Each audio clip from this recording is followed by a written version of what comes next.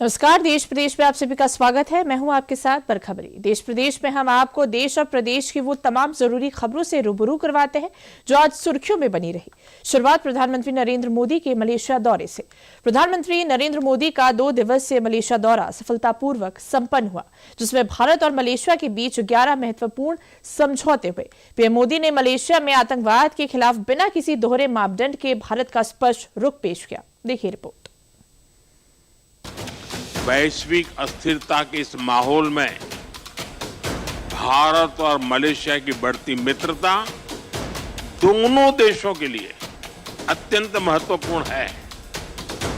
हमारा साझा मत है कि आज के चैलेंजेस का समाधान करने के लिए ग्लोबल इंस्टीट्यूशंस का रिफॉर्म बहुत जरूरी है।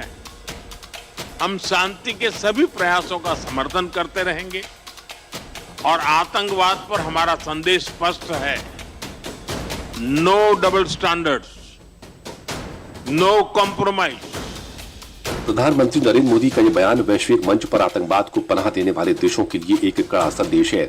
उन्होंने स्पष्ट रूप से कहा है कि आतंकवाद पर भारत का रुख बिना किसी दोहरे मापदंड के है और इस मुद्दे पर कोई समझौता नहीं किया जाएगा।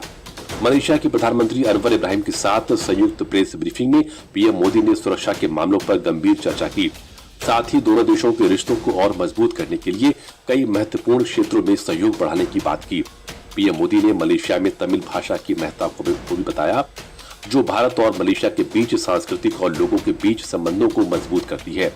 पीएम मोदी ने मलेशिया के प्रधानमंत्री अनवर इब्राहिम के साथ रविवार को द्विपक्षीय बैठक भी की, जिसमें दोनों देशों ने कई अहम समझौते किए और दस्तावेजों का आदान प्रदान किया। भारत और मलेशिया के बीच 11 दस्तावेजों पर हस्ताक्षर और आदान प्रदान हुआ।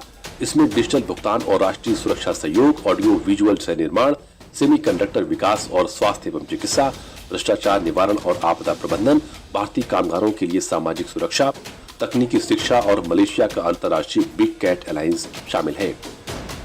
इसके अलावा पीएम मोदी ने कोलालमपुर में आजादी के नायक रहे नेताजी सुभाष चंद्र बोस के साथी और भारतीय राष्ट्रीय सेना यानी आजाद हिंद फौज के वेटरन जयराज राजा राव से मुलाकात की।